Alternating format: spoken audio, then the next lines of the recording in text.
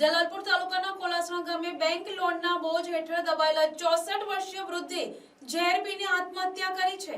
4 દિવસની સારવાર બાદ તેમનું મૃત્યુ થયું હતું।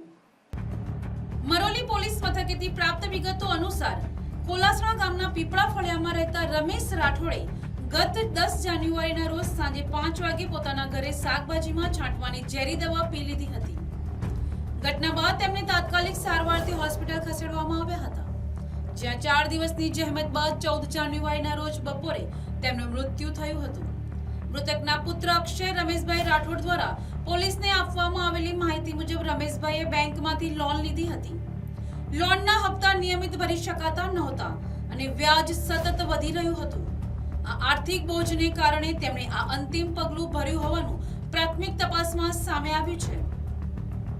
મરોલી પોલીસે આ મામલે અકસ્માત મોતનો ગુનો નોંધી વધુ તપાસ શરૂ કરી છે। આ અંગે એએસઆઈ ગોપાલભાઈ વીરસિંહભાઈએ વધુ તપાસ હાથ ધરી છે। Bureau report, NTC news, Navsari.